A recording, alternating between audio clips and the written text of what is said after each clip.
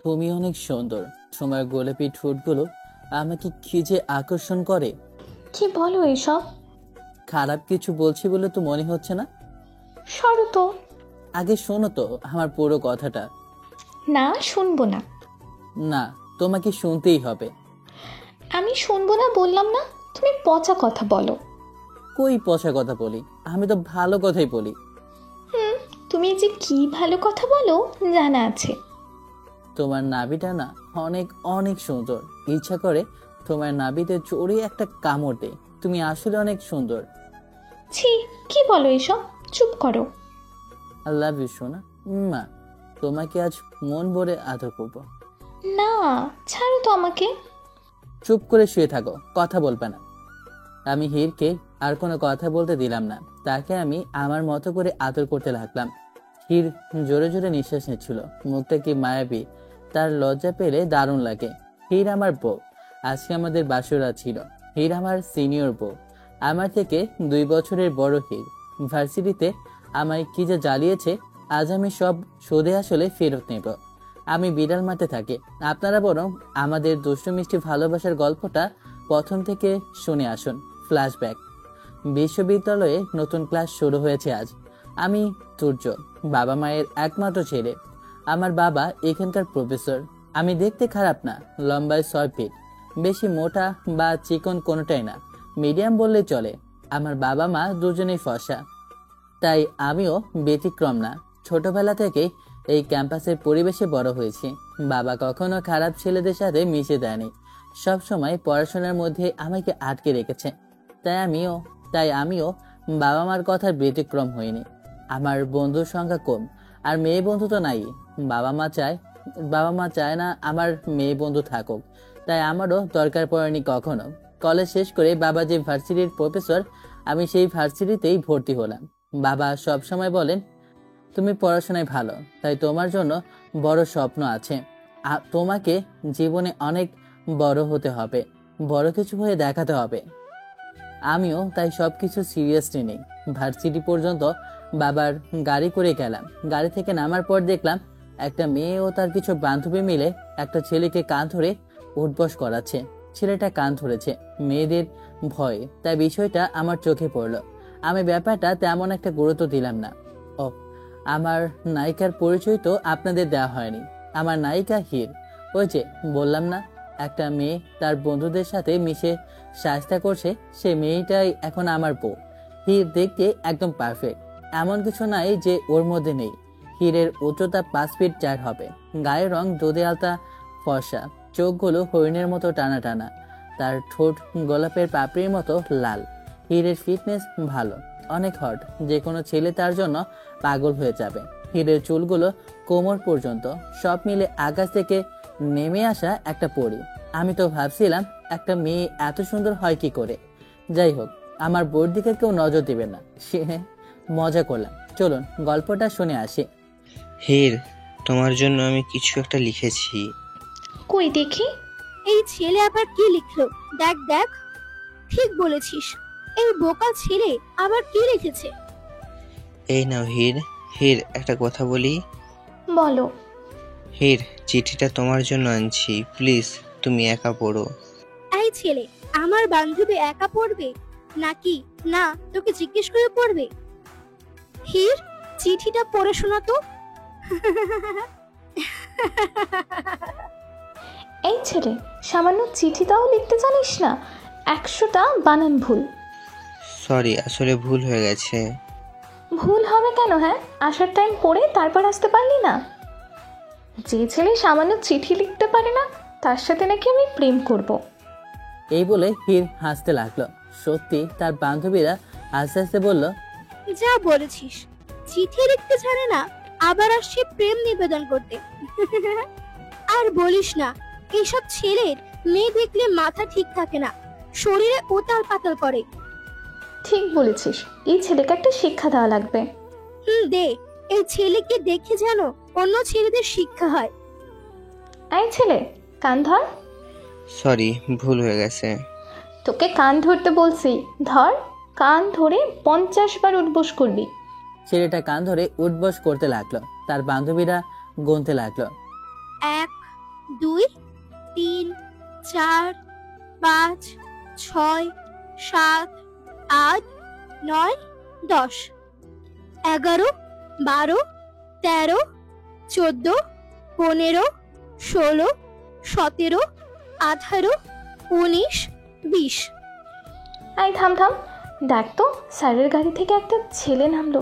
দেখ তো ছেলেটাকে। আরে ছেলেটা ভার্সিটিতে নতুন, প্রফেসরের ছেলে মেয়েদের থেকে 100 হাত দূরে থাকে, বন্ধু নাই তেমন, সারাদিন পড়াশুনো করে। আর তাছাড়া ছেলেটা আমাদের জুনিয়র। তাহলে এটাই আমাদের নতুন মুরগি। এক ছেলে যা, তোকে আর উঠে বসে করা লাগবে না। নেক্সট চিঠি দিলে বানান ঠিক করে তারপর চিঠি দিবি। না না, দরকার নেই। ওরে মুরগি বানাতে গেলে নিজেরা মুরগি হয়ে যাব, স্যার ভার্সিটি থেকে বের করে দেবে। চিন্তা করিস না, দেখ কি করি। আমি ক্লাস শুরু হওয়ার আগে লাইব্রেরিতে গেলাম, কিন্তু এই প্রথম দিনেই একটা ঝামেলা বাঁধলো। লাইব্রেরির সামনে দাঁড়িয়ে আছি, হাতে একটা বই। দেখি একজন মেয়ে পাশ দিয়ে যাচ্ছে, চেহারায় একরকম, চোখের রোদ চশমা, হাতে একটা খাতা। সে হঠাৎ আমাদের দিকে তাকিয়ে বলল, ওহো, নতুন পিচ্চু দেখছি। আমি ভ্রু কুঁচকালাম। পিচ্ছু? আমি আমি এতটাও ছোট নেই। আমি প্রতিবাদ করতে যাব, এর আগে সে আবার বলে উঠল, কি ব্যাপার, বাবার সাথে গাড়িতে আসো কিন্তু ক্যাম্পাসে একা একা ঘোরো? তোমার কি দিগ্ভ্রান্ত মনে হচ্ছে? আমি বিরক্ত হয়ে বললাম, আমি ঠিক আছে, ধন্যবাদ। সে হেসে হেসে বলল, আমি হির, তোমার নতুন সিনিয়র আপু। মনে রেখো, ক্যাম্পাসে টিকতে হলে আমার মতন সিনিয়রদের সাথে ভালো সম্পর্ক রাখা লাগবে। তার কথা শুনে মনে হলো এই মেয়েটা ক্যাম্পাসের ক্রাশ। নতুন ব্যাচ এসেছে মানে মজা করার নতুন মানুষ এসেছে। হির এই ক্যাম্পাসে দুর্দান্ত সিনিয়র, পড়াশোনায় মোটামুটি, তবে ফাজলামিতে 1 নম্বর। আজকের শিকার এই শান্তশিষ্ট ছেলেটা। আমাকে সে প্রথম দেখেই বুঝলো যে আমি সিরিয়াস টাইপের ছেলে, বেশি কথা বলি না, চোখে পড়াশোনার চাপ, তাই ভাবলো একটু খোঁচা দেই। কিন্তু মজার ব্যাপার হলো সে একদমই রিয়াক্ট করলাম না। বেশ মজার ব্যাপার, এত গম্ভীর। হির, উফ, এ ছেলের মজার কিছু না করলে ক্যাম্পাসে টিকবে কিভাবে? হির আপু নামের মেয়েটা একেবারে ঝামেলা। আমি আজ ক্যাম্পাসে প্রথম দিনই বুঝে গেছি এই আপুর পাল্লায় পড়লে শান্তিতে থাকা সম্ভব না। সকালবেলা ক্লাস শুরু হওয়ার আগে আমি লাইব্রেরিতে বসে একটা বই পড়ছিলাম, ঠিক তখনই একটা চেয়ার টেনে এনে আমার সামনে বসে পড়লো সেই হির আপু। পিচ্চু, এত মনোযোগ দিয়ে কি পড়ছো? আমি বিরক্ত হয়ে বললাম, আমার নাম তুর্য আপু। হির ভ্রু নাচিয়ে বলল, হো, বেশ ভালো নাম তো, কিন্তু তোমার পড়াশোনার সিরিয়াসনেসটা বেশি। তুমি কি একদমই ফান করো না? সারাদিন একা থাকতে বোরিং লাগে না? আমি চুপচাপ বইয়ের দিকে তাকিয়ে থাকলাম। আরে ভাই, এমন মুখ করে বসে থাকলে তো ইউনিভার্সিটির লাইফ একদম মাটি হয়ে যাবে। আমি ধীর গলায় বললাম, আপনার কোনো কাজ নেই?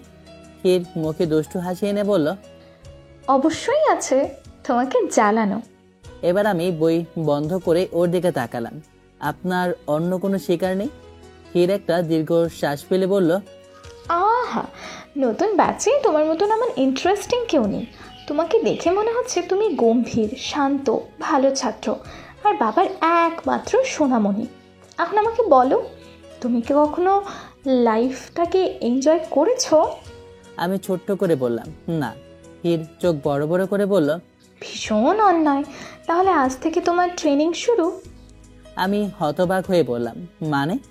হির মুচকি হেসে বলল, মানে তোমাকে ঠিক করতে হবে, পড়াশোনা বেশি সিরিয়াস থাকলে জীবনটা একঘেয়ে হয়ে যায়। ওই ছেলেটা তো পুরাই কাঁচা লাউ।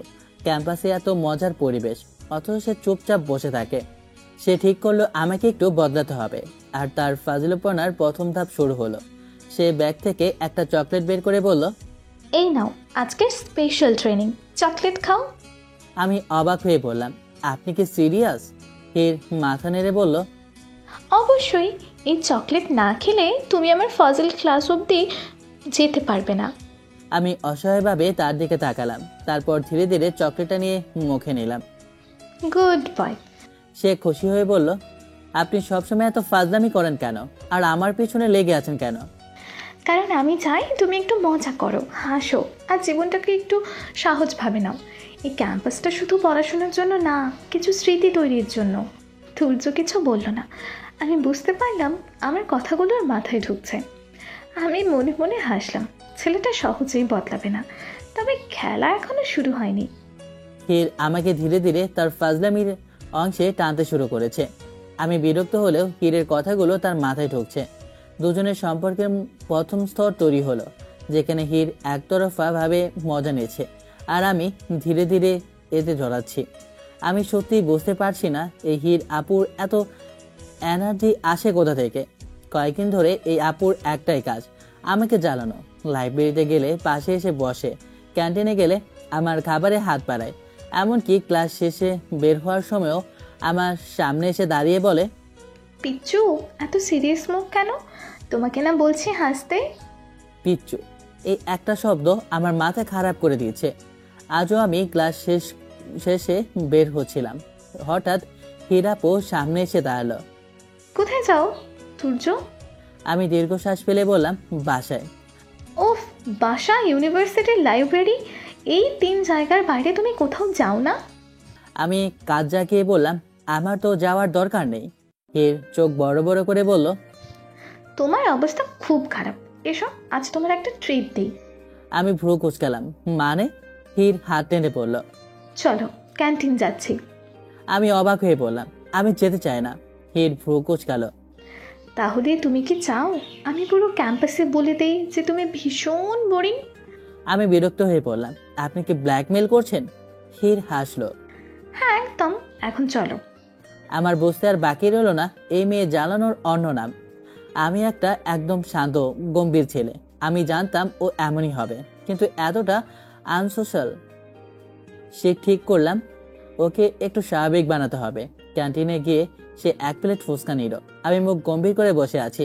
সে একটা ফুচকা আমার সামনে ধরে বলল, নাও খাও। আমি মাথা নাড়লাম, না আমি খাই না। সে ভুরু কুঁচকালো। অন্য কেউ বললে না খাওয়াই স্বাভাবিক, কিন্তু আমার সামনে তোমার না বলার অপশন নেই। আমি দীর্ঘশ্বাস ফেলে ফুচকাটা মুখে দিলাম। কয়েক সেকেন্ড চুপ করে থেকে বললাম, এটা এত ঝাল কেন? সে হেসে উঠল। ওহো, পিচ্চু মিষ্টি খায়, ঝাল খেতে পারে না? আমি বিরক্ত হয়ে বললাম, আমি কি আর পিচ্চু বলবেন না? সে হাসলো। ঠিক আছে, তাহলে এখন থেকে তোমার নতুন নাম হবে গম্ভীর বাবু। সূর্য হতাশাভাবে মাথা নাড়ল, কিন্তু আমি খেয়াল করলাম সে রাগ করলেও মুখের এক কোণে একটা হাসি লুকিয়ে রাখার চেষ্টা করছে। ছেলেটাকে বদলাতে একটু সময় লাগবে, কিন্তু আমি যে তাকে বদলে ফেলবো সেটা নিশ্চিত। সূর্য বিরক্ত হলেও ধীরে ধীরে অভ্যস্ত হচ্ছে। প্রথমবার সূর্য হালকা হাসির ইঙ্গিত দিয়েছে, যদিও সেটা লুকানোর চেষ্টা করছে। এই মেয়ে, আমি আসলেই বুঝতে পারছি না হীরাপুর এত এনার্জি আসে কোথা থেকে। আমার জীবনে একটা নির্দিষ্ট রুটিন ছিল, ক্লাস, লাইব্রেরি, বাসা, কিন্তু হীরাপু আসার পর সেই রুটিন একেবারে লাটে উঠেছে। আজও আমি লাইব্রেরিতে একটা বই নিয়ে বসে আছি, হঠাৎই আমার সামনে এসে একটা চকলেট রাখলো। এই নাও তোমার জন্য উপহার। আমি অবাক হয়ে বললাম, উপহার কেন? হির চোখ ঘুরিয়ে পড়ল। আরে কিছু না, এমনিতেই দিলাম, খেয়ে দেখো। আমি সন্দেহের চোখে চকলেটের দিকে তাকালাম, এটার মধ্যে কিছু আছে না তো? হির মুখে দুষ্ট হাসি এনে বলল, তোমার বিশ্বাস নেই? আমি ধীরে ধীরে চকলেটটা করলাম, কিন্তু হঠাৎই গন্ধটা একটু আজব লাগলো। আমি নাক কুঁচকালাম, এটা কেমন চকলেট? হির হাসি চেপে বলল, সারপ্রাইজ। আমি একটু কামড় দিলাম আর সাথে সাথেই মুখটা বিকৃত হয়ে গেল। উফ, এটা তো মরিচ দেওয়া চকলেট। হির এবার হেসে গড়িয়ে পড়ল। দেখো, সিরিয়াস ছেলেদের সাথে মজা করতে কি মজাই না লাগে। আমি বিরক্ত হয়ে বললাম, আপনি আমাকে মরিচ দেওয়া চকলেট খাওয়ালেন? হির চোখ টিপে বলল, তোমার সিরিয়াস মুখ একটু স্বাভাবিক করতে। আমি পানি খেতে ছুটলাম আর মনে মনে ভাবলাম, এই আপুর পাল্লায় থাকলে জীবনে শান্তি বলে কিছুই থাকবে না। ঠিক আছে, সূর্য একটু বিরক্ত হয়েছে, কিন্তু আমি জানি সে মনে মনে হাসছে। এই ছেলেটা একটু একটু করে আমার দুষ্টুমিতে অভ্যস্ত হয়ে যাচ্ছে। কিন্তু আমি অবাক হচ্ছি আর একটা ব্যাপারে, আমি কেন এত সময় সূর্যের পেছনে দিচ্ছি? ক্যাম্পাসে তো আরও অনেক জুনিয়র আছে, কিন্তু আমি শুধু ওর সাথে মজা করছি কেন? আমি কি ওকে একটু বেশি পছন্দ করে ফেলছি? না না, এটা অসম্ভব। আমি শুধু মজা নিচ্ছি, এর বেশি কিছু না। কিন্তু সূর্যর চুপচাপ ভাবটা আমাকে কেমন... আমি তো একদম নিরীহ, পড়াশোনার প্রতি মনোযোগী ছেলে। লাইব্রেরি, ক্লাস, বাসা, এই ছিল আমার পরিপূর্ণ জীবন। কিন্তু হীরা আপু আসার পর আমার জীবন থেকে শান্তি বলে কিছুই নেই। আর এখন তো একদম বাড়াবাড়ি পর্যায়ে চলে গেছে। আমি ক্যাম্পাসে হাঁটছি, আর যেখানে যাচ্ছি সবার হাসি মজা চলছে। বন্ধুরা এসে বলছে, এই তুর্য, তোমার পিচ্চু আপু কই? কেউ কেউ বলছে। আমার মাথা গরম হয়ে যাচ্ছে।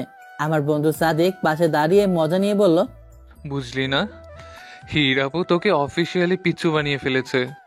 আমি বিরক্ত হয়ে পড়লাম, তুই এসব নিয়ে মজা নিস না।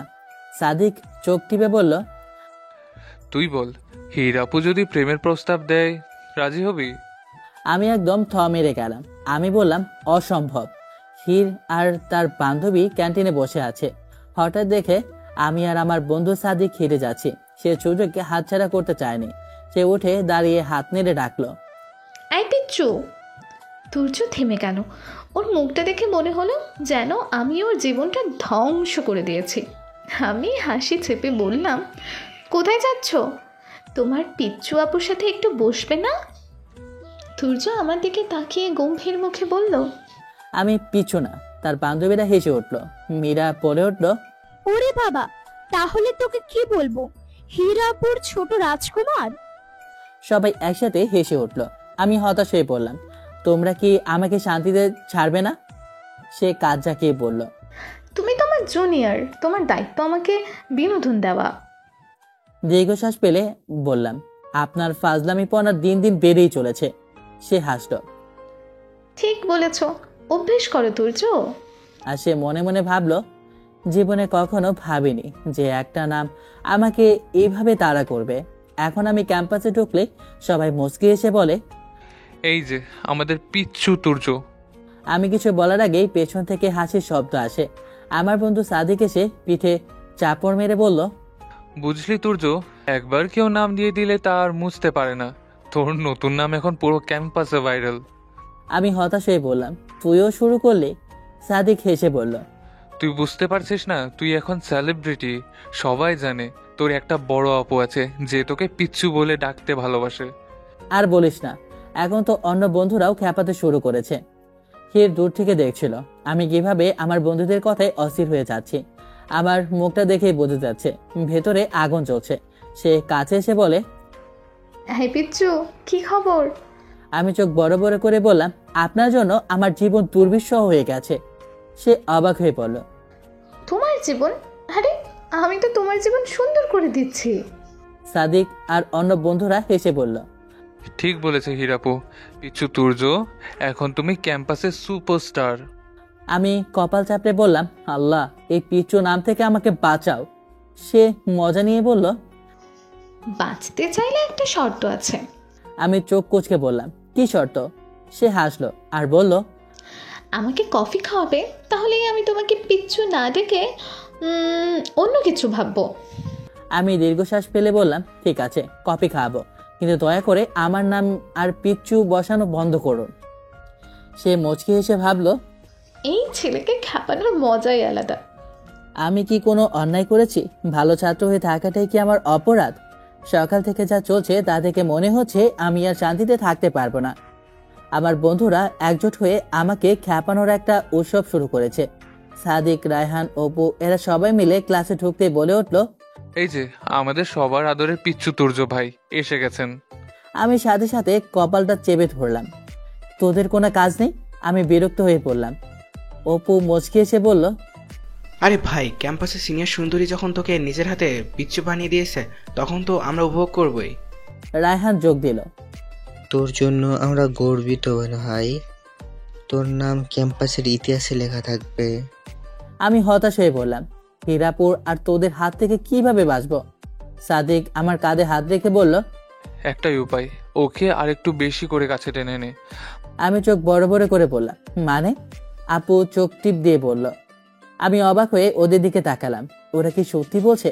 আমি যদি হীরকে একটু উল্টাপাল্টা খ্যাপাই তাহলে কি ও নিজেই বিপদে পড়ে যাবে?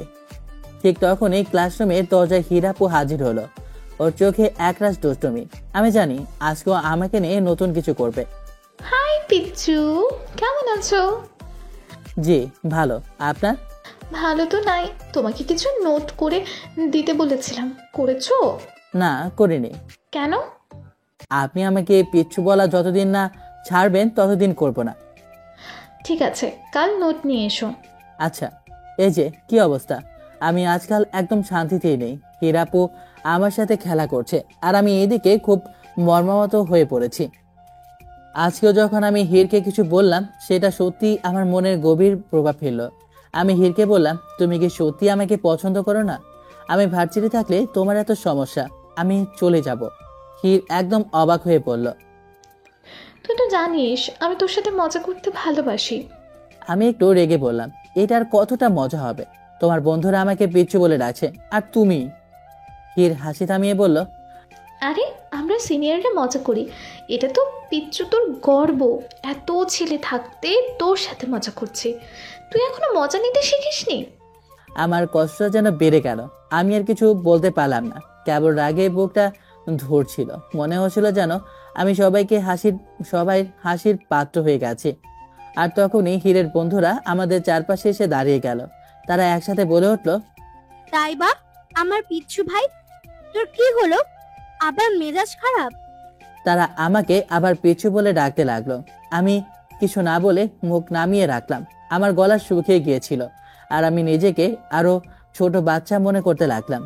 হীর আর তার বন্ধুরা মিলে আরো কিছু মজা করতে শুরু করলো। আমি কষ্ট পেয়েছিলাম কিন্তু কিছু বললাম না। তার হাসি আর বন্ধুরা মিলে আরো তীব্র হচ্ছিল। সাথে সাথে আমি মনে মনে ভাবলাম, এতদিন ধরে আমি কেন এত কষ্ট পাচ্ছি। হীরাপু যখন আমার কষ্টের কোনো দিকে মনোযোগ না দিয়ে কেবল হাসিল, তখন আমি একবার সিদ্ধান্ত নিলাম, এবার আমি সরে যাব। আমি হীরাপুর কাছে গিয়ে আর কিছু বললাম না।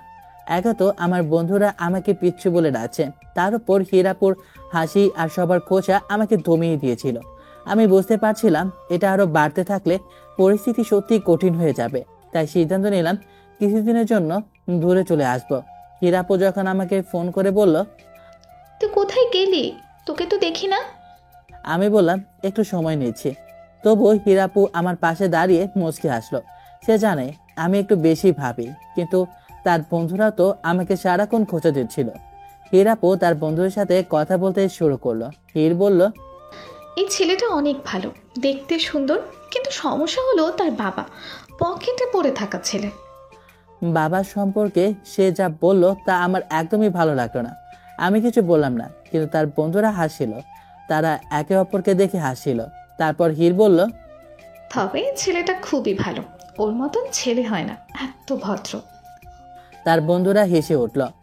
হ্যাঁ হীর, ছেলেটা কিন্তু ছোট কাল থেকে অন্যভাবে বড় হয়েছে, তাই পরিস্থিতি মেনে নিতে পারছে না। আমার বাসায় কিছু ভালো লাগছিল না। আজ ভার্সিটিও যায়নি। আবুর কথা মনে পড়ছে। ভার্সিটি গেলে সে আমাকে জ্বালাতো, কিন্তু আমার আর তাদের ব্যবহার সহ্য হচ্ছিল না। আমি মাথা নিচু করে বসে রইলাম। বুঝতে পারলাম হীর আপু আর তার বন্ধুরা আসলে আমাকে কিভাবে দেখে। তারা আমাকে হাসির পাত্র বানিয়ে ফেলেছে। হীর জানতো যে আমি কিছুটা অভিমান করেছি, তবে সে মানসিকভাবে প্রস্তুত ছিল যে তার বন্ধুরা এবং সে নিজেও মাঝে মাঝে মজা করে থাকে। আমি একটু বেশি সেন্সিটিভ, আর তাতে হীরাপু কিছুটা অবগত ছিল, কিন্তু সে জানতো আমি একসময় পুরো পরিস্থিতি ঠান্ডা মাথায় নেব। তবে হীরাপু যখন তার বন্ধুর সাথে কফির কাপ হাতে বসে গল্প করছিল, তখন তার বন্ধুরা আমাকে নিয়ে আরো কিছু মন্তব্য করলো। হীর, তোর সে তুর্য কেমন ছেলে? মিষ্টি, সুন্দর, কিন্তু বাবার সাথে পকেটে পড়ে থাকে। ছেলেটাকে এত বিরক্ত করা ঠিক হচ্ছে না। হীর হাসি দিল। সে জানতো বন্ধুরা একটু বেশি বাড়াবাড়ি করছে, কিন্তু তাতে কোনো কিছুই হতো না। এটা খুব অদ্ভুত ব্যাপার। তুর্য তো বেশ ভালো, কিন্তু ঠিক আছে, আমি মজা করছিলাম, কিন্তু আমরা তো কিছুই জানি না, এটা তো একদমই নতুন, রাগ করাটা স্বাভাবিক। তবে তোর তুর্য একটু বেশি সিরিয়াস, সে জানো, খুব মিষ্টি, কিন্তু অনেক কিছু ভাবতে গিয়ে সে নিজের জীবনকে একটু বেশি সিরিয়াস নিয়ে নিল। পড়াশোনা বাদে জীবনে তার কিছুই নেই, এটা ঠিক নয়। হ্যাঁ জানি, কিন্তু এজন্য ওকে আমি চালাক মিশুক বানাতে চেষ্টা করছি। সে একটা ভালো ছেলে, হয় একটু গম্ভীর, কিন্তু সবসময় তো তার মতো হওয়া উচিত না।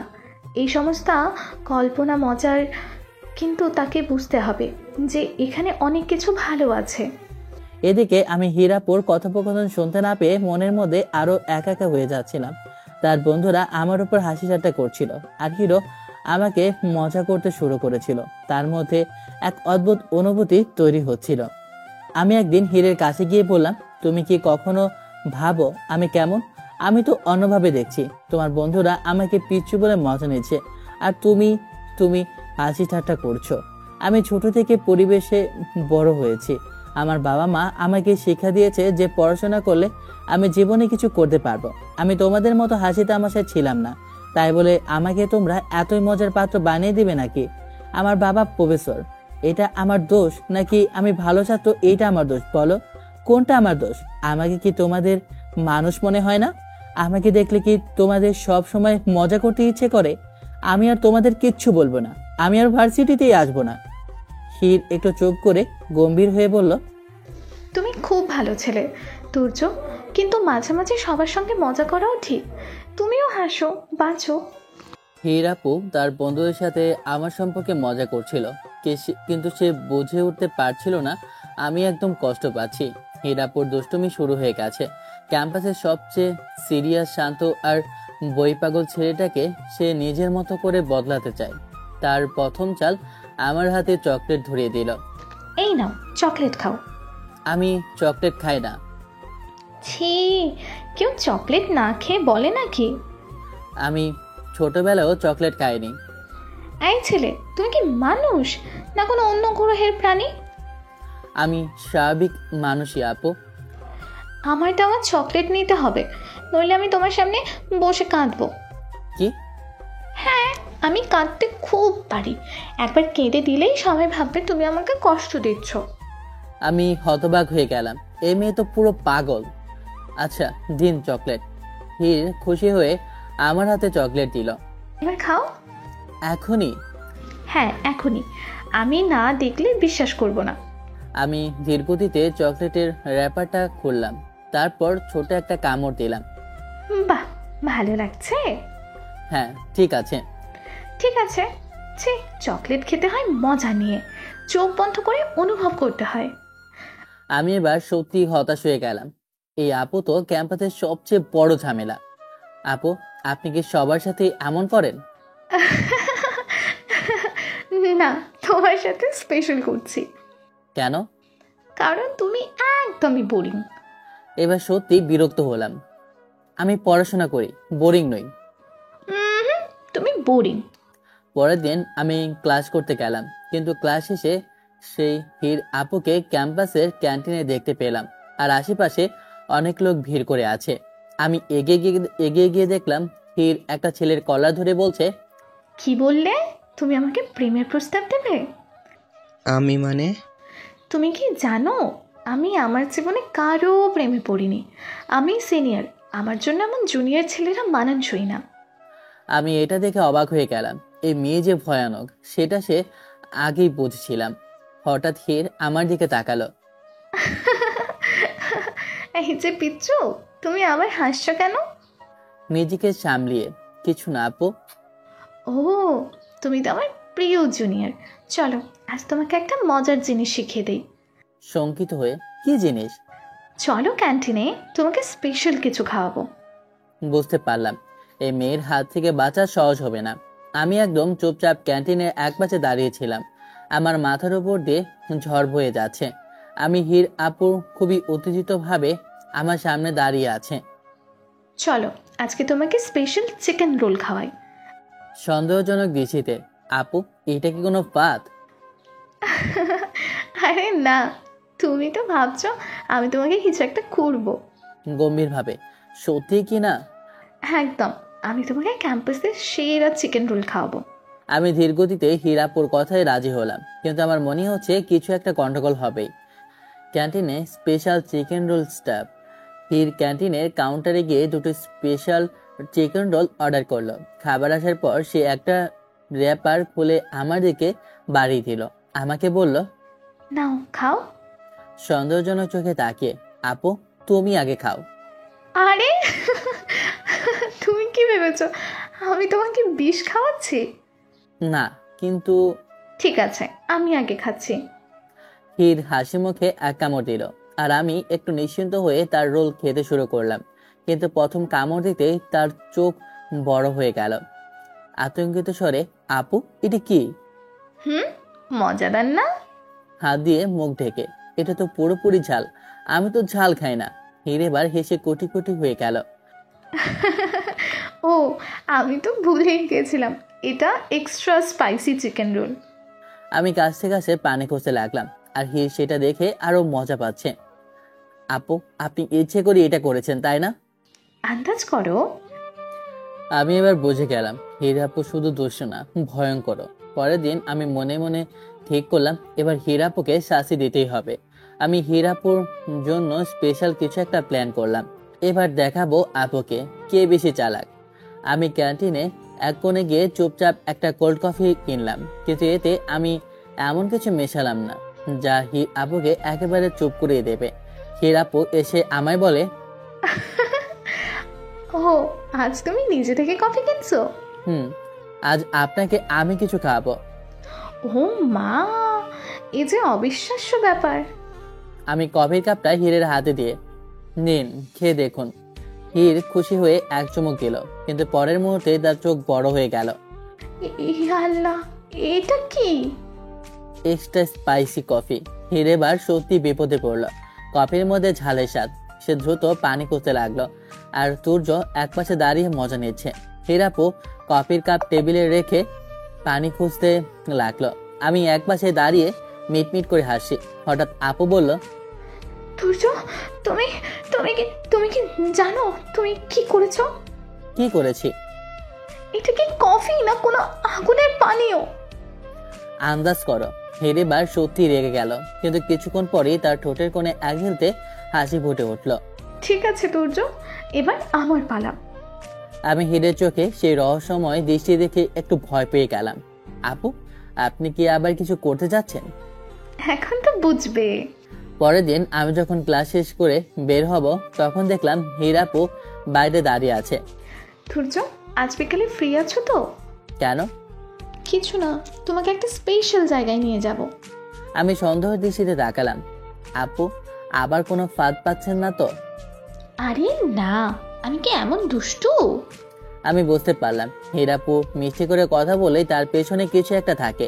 কিন্তু এবার আমি ঠিক করলাম আপুর পাতা ফাঁদে পা দেব না। স্পেশাল জায়গাতে কি আছে? হির আপু আমাকে একটা কফি শপে নিয়ে এলো। Coffee shop? এখানে কেন? আরে, গতবার তোমার কফির বদলা নিতে এসেছি। আমি এবার কফির নাম শুনেই ভয় পেয়ে গেলাম। আপু, আমার মনে হচ্ছে এখানে কোনো গোপন প্ল্যান আছে। কিছু না রে, চলো বসো। আমি একটু দ্বিধায় থাকলেও শেষ পর্যন্ত বসলাম। হির একটা সুইট কফি অর্ডার দিল। কিছুক্ষণ পর ওয়েটার এসে 2 কাপ কফি রেখে গেল। নাও এবার খাও। আমি সন্দেহের দৃষ্টিতে তাকালাম। আবু, আগে আপনি খান। আরে, তুমি তোমাকে বিশ্বাসই করো না। বিশ্বাসের জায়গাটা তো আপনি নিজেই নষ্ট করেছেন। হির এবার নিজের কাপটা নিয়ে এক চুমুক দিল। আমি নিষেধ হলাম এবার হয়তো কিছু নেই। সে আস্তে করে কফিতে চুমুক দিলাম। আপু, এটা কেমন লাগছে? এটা তো পুরোপুরি মিষ্টি। একদম এক্সট্রা সুইট কফি। আমি অবাক হয়ে গেলাম। আপু, আপনি আমার সাথে সত্যি ভালো কিছু করলেন। হ্যাঁ, করলাম। আপু, কফির স্বাদ একটু অদ্ভুত লাগছে। হঠাৎ করে আমার মুখ বিকৃত হয়ে গেল। আপু, এটা কি? এটা হলো extra sweet coffee with salt. আমি দ্রুত মুখ থেকে কফি ফেলে দিলাম। আপু, এটা কি করছেন? কিছু না, একটু নোনতা মিষ্টি কম্বিনেশন। আপু, এটা কি করেছেন? আমি এবার নিশ্চিত হলাম হীরাপুর সাথে থাকা মানে একের পর এক ফাঁদে পড়া। আমি মুখ বিকৃত করে পানির জন্য তাকিয়ে থাকলেও হীরাপু পাশে বসে মজা নিচ্ছে। আপু, এটা কি করলেন? আহারে, কফি খেলে মুখে এমন ভাব আসে। কফি? এটা কি কফি ছিল নাকি কোনো নোনা মিষ্টি ফাঁদ? আরে, এটা স্পেশাল কফি, চেখে দেখবে না তো? আমি ঠিক করলাম আপনার উপর কোনোভাবে আর বিশ্বাস করা যাবে না। তুমি যদি বিশ্বাস না করো তাহলে আমিও ছাড়বো না। এটা তো কেবল শুরু। পরের দিন আমি হীরাপুর কাছে গিয়ে খুব শান্ত স্বরে বললাম, আপু, আপনি জানেন আমি কখনোই খারাপ কিছু মনে রাখি না। বাহ, ভালো কথা বলছো। কিন্তু আমি প্রতিশোধ নিতে ভুল করি না। মানে? মানে বুঝতে হলে লাইব্রেরিতে আসতে হবে। হীরাপু এবার সন্দেহের চোখে তাকালো। তুমি আবার কি করছো? আসলে কিছু কাহিনী, শুধু আমাদের ল্যাবের কেমিস্ট্রি এক্সপেরিমেন্ট তোমাকে সাহায্য করতে বলেছি। ল্যাবে ঢুকতেই হির দেখলো আমি টেস্ট টিউব হাতে দাঁড়িয়ে আছি। আপু, এটা হলো নতুন ধরনের ড্রিঙ্কস, খুব সুস্বাদু। এটা কি সত্যি খাওয়ার মতো? বিশ্বাস করো আপু। হির আর কিছু না ভেবে একটু চমক দিল। 3 সেকেন্ডের মধ্যে তার মুখের অভিব্যক্তি বদলে গেল। উফ, এটা কি এত টক কেন? এটা হলো সুপার টক লেমন শট। তুমি আমাকে লেবুর রস খাওয়ালে? হ্যাঁ, এক্সট্রা সুইট কফির প্রতিশোধ। ঠিক আছে, এবার তুমি আমার আসল রূপ দেখবে। আপুর সাথে দুষ্টুমি করে আমি বিকেলের দিকে বাসায় ফিরলাম। দরজা খোলার সঙ্গে সঙ্গে বাবার গম্ভীর মুখ দেখে বুঝে গেলাম কিছু একটা ঘটেছে। বাবা, কি হয়েছে? তুমি একটা মেয়ের সাথে মিশছো? কে বলেছে এসব? মানে আমি নিজের চোখে দেখেছি, অফিসের সামনে তোমরা একসাথে ছিলে। কিন্তু বাবা, সে আমার সিনিয়র, আর আমাদের মধ্যে তেমন কিছু নেই। তুমি জানো আমি এসব একদম পছন্দ করি না। সিনিয়র না ইনিয়র কিছু আসে যায় না, আমি চাই না তুমি এসব ব্যাপারে পড়ো। আমি কিছু বলতে গিয়েও থেমে গেলাম। বাবা খুব রাগান্বিত ছিলেন, তা এখন কিছু বলার মানে হয় না। তোমার বাবা তোমার ভালো চাই, বুঝতে পারছো না? মা, আমি বুঝতে পেরেছি, কিন্তু আমি তো এমন কিছু করিনি। শোনো, তুমি যদি আমার কথা শোনো তাহলে এই সম্পর্ক থেকে দূরে থাকবে। ঠিক আছে। রাতে নিজের ঘরে বসেছিলাম, হঠাৎ ফোনটা বেজে উঠল। স্ক্রিনের নাম দেখেই অবাক হলাম। হির আপু। আপু, কি রে, আজ এত চুপচাপ কেন? আমার বাবা আমাদের ব্যাপারে জেনে গেছেন। ওহো, তাহলে এখন কি হবে? বাবা খুব রেগে আছেন, চাইছেন আমি যেন তোমার সাথে আর না মিশি। তুর্য, কি চাও তুমি? কিছুক্ষণ চুপ করে থাকলাম, তারপর বললাম, আমি এখনো বুঝতে পারছি না। হিরাপু আর কিছু বললো না, শুধু হাসলো। চিন্তা করিস না তুর্য, সব ঠিক হয়ে যাবে। পরদিন ভার্সিটিতে হির নিজের কাজে ব্যস্ত ছিল। হঠাৎ ভার্সিটির সিনিয়র প্রফেসরের পিয়ন এসে বলল, হির ম্যাম, আপনাকে প্রফেসর মোতালেব স্যার ডেকেছেন। হির একটু অবাক হলো, তিনি তো এই ডিপার্টমেন্টের না, কেন ডাকা হলো? ঠিক আছে, আমি আসছি। অফিস রুমে ঢুকতেই সে দেখলো ভিতরে শুধু প্রফেসর মোতালেব বসে আছেন। বাবাকে দেখে হিরের বুকটা কেঁপে উঠল। কিছু একটা খারাপ হতে চলেছে, সেটা সে বুঝতে পারল। প্রফেসর মোতালেব চোখ সরু করে তাকালেন। হির, তুমি এখানে আসতে লেট করলে কেন? স্যার, আমি তো আমার ডিপার্টমেন্টের কাজে ব্যস্ত ছিলাম। তাহলে তুমি আমার ছেলের সাথে কেন ঘোরাফেরা করো? হির হতভম্ব হয়ে গেল, সে বুঝতে পারছিল না কিভাবে উত্তর দেবে। স্যার, তুর্য আমার বন্ধু। বন্ধু? তুমি কি জানো আমি আমাদের ভার্সিটির একজন সম্মানিত ব্যক্তি? এই ক্যাম্পাসে আমার অনেক সম্মান, অনেক ক্ষমতা, আর তুমি, তোমার সাহস হয় কি করে আমার ছেলের সাথে সম্পর্কে যাওয়ার? হিরের গলা শুকিয়ে গেল। স্যার, আমাদের মধ্যে কোনো সম্পর্ক নেই, আমরা শুধু বন্ধু। তুমি আমার ছেলেকে বিভ্রান্ত করছো। সূর্য এখনো পড়াশোনায় মন দিতে পারছে না। আমি চাই তুমি আজকের পর থেকে তুর্যের সাথে আর কোনো যোগাযোগ রাখবে না, না হলে তোমার জন্য এটা ভালো হবে না। হিরের চোখে পানি এসে গেল, কিন্তু সে শক্ত হয়ে দাঁড়িয়ে থাকলো। স্যার, আমি কখনোই তুর্যকে কোনো খারাপ পথে যেতে বলিনি। চুপ! আমার ছেলে শুধু আমার কথাই শুনবে। আমি চাই না সে তোমার মতো একটা সাধারণ মেয়ের সাথে মিশুক। হিরের হৃদয়ে যেন ছুরির আঘাত লাগলো। বাবা উঠে দাঁড়ালেন। আমি চাই তুমি আজকের পর থেকে তুর্যের সামনে আর না আসো। হির আর এক মুহূর্ত দাঁড়াতে পারল না। সে অপমান সইতে না পেরে অফিস রুম থেকে বেরিয়ে গেল। আমি যখন শুনলাম হির আব্বুকে বাবা অফিসে ডেকে অপমান করেছে, তখন আমার মাথায় রক্ত চড়ে গেল। আর আমি এক ধরে হির আপুর খোঁজে বের হলাম। হির এক কোণে চুপচাপ বসেছিল, চোখের কোণায় পানি চিকচিক করছিল। আমি সামনে গিয়ে দাঁড়ালাম। আপু, তুমি ঠিক আছো? হির কোনো উত্তর দিল না। আমি এবার সত্যিই রেগে গেলাম। আমার বাবা তোমার সাথে যা করেছে সেটা ঠিক করেনি। হির এবার মুখ তুলল। তুর্য, তুমি কিছু বলবে না? তোমার বাবার কাছে তোমার সম্মান বেশি গুরুত্বপূর্ণ। আমি চাই না তোমার জন্য কোনো সমস্যা হোক। হির আপু, তুমি কি মনে করো আমি এত সহজে তোমাকে ছাড়বো? আপু কিছু না বলে উঠে চলে গেল। গত 3 দিন ধরে সে আমার সাথে একটু কথা বলছে না। ক্লাসে দেখা হলে আমি যখন কথা বলতে যাই, হির এক ঝলক তাকে মুখ ঘুরিয়ে চলে যায়। আমার বুকের ভেতরটা মোচড় দিয়ে ওঠে। আপু, একবার কথা শুনবেন না? আমার কাজ আছে তুর্য। বন্ধুরা পাশ থেকে মুচকি আসে। কি হলো পিচ্ছু, আপুর নজর থেকে পড়ে গেছো নাকি? আমি কিছু না বলে চুপ করে দাঁড়িয়ে থাকি। আমার মন ভালো নেই। রাতের বেলা ফোন হাতে নিয়ে বসে থাকি। আপুকে খুব মিস করছি। বারবার হির আপুর নাম্বারটা দেখতে থাকি। ফোন করব না, ও তো ধরবেই না। এমন সময় সাহস করে মেসেজ পাঠালাম, আপু প্লিজ একবার কথা বলবেন? আমি তো কিছু করিনি। 2 মিনিট 5 মিনিট কোনো রিপ্লাই নেই। আমার চোখে পানি চলে আসে। 4 দিন পর আমি হির আপুকে ক্যান্টিনে দেখতে পাই। হির বান্ধবীদের সঙ্গে বসেছিল আর আমি সরাসরি গিয়ে তার সামনে দাঁড়ালাম। আপু, আর কতদিন এমন করবেন? হির মাথা নিচু করে বলল, তুই বুঝবি না তুর্য, তোর বাবা যা বলেছে তা ঠিক। তুই আমার থেকে দূরে থাকলেই ভালো হবে। কিন্তু আমি তো আপনাকে খারাপ চোখে দেখিনি। জানি, কিন্তু তোর বাবা তো তা ভাবে না। আমার চোখে পানি চলে আসলো। আপনি আমাকে এমন শাস্তি দিচ্ছেন কেন? আমি কিছু কি করেছি? হির এবার একদম চুপ হয়ে গেল। কিছুক্ষণ চুপ থেকে বলল, তুই অনেক ভালো ছেলে তুর্য, কিন্তু সব ভালো মানুষকেই জীবনে সব কিছু পাওয়া যায় না।